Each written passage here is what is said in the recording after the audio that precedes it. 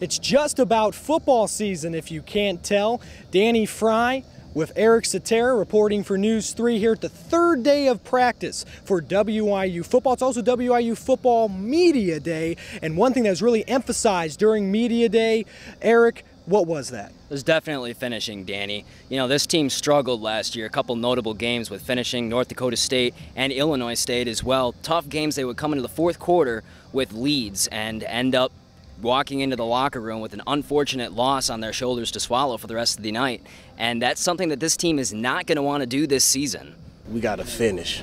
Because in the fourth quarter, just them games that you just said, we didn't finish. They came back and beat us, and that's basically what we've been preaching this whole year. Coming back is finish. That's what it takes to win. You got to finish. You got to be dedicated. We got a group that I think really likes each other, and they're going to play in relentless fashion.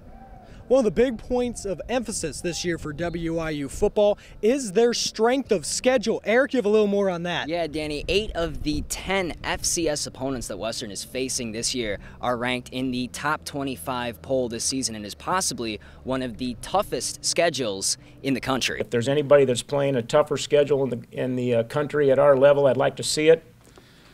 Certainly a great challenge for a football team, but an adage that I've used for all 23 years that I've been a head coach now is great challenge always brings with it great opportunity, and certainly our team's going to have the opportunity every week to play a outstanding team.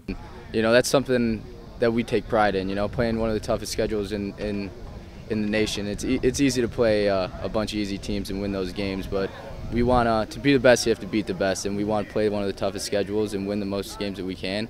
And when we do that, people are going to realize how good we really are. The Leathernecks lost key pieces on both sides of the football, and what are those key components, Eric? Well, one especially on the offensive side is J.C. Baker, 1,000-yard rusher last year, unfortunately has departed, but we got plenty of backups on the offensive side there. We take a look at the defense as well. They lost 7 top tacklers this year and have a young defense to fill those roles. Well, really, you know, those were very good players, but all you got to do is reload. The new guys that's coming in, they just got to step up, and, you know, we're not going to drop off. You know, like I said, you know, we have a lot of veterans now, so it's just one of those things where anyone on the field can make a play at any opportune time, and, you know, just continue to, you know, build as an offense as the season goes. And, you know, we always look to each other for, you know, who make plays, and, you know, everyone wants to be that guy that wants to make the play. So it's just one of those things. So, you know, if JC's gone, you know, we'll find another guy to figure it out. So one of our things that we've always been saying is, you know, expect to win, and I think that's a huge thing that we have going on. And, you know, the one saying that Coach Nielsen came up with is Bob, and we got to believe in what we're going to be doing. You know, we got to keep that ownership of what we have to believe in, but have it be a brotherhood, whether it's going to be, you know, by blood, you know, with Jimmy and Chip, but by brothers, whether it's going to be the D-line, you know, offensive line.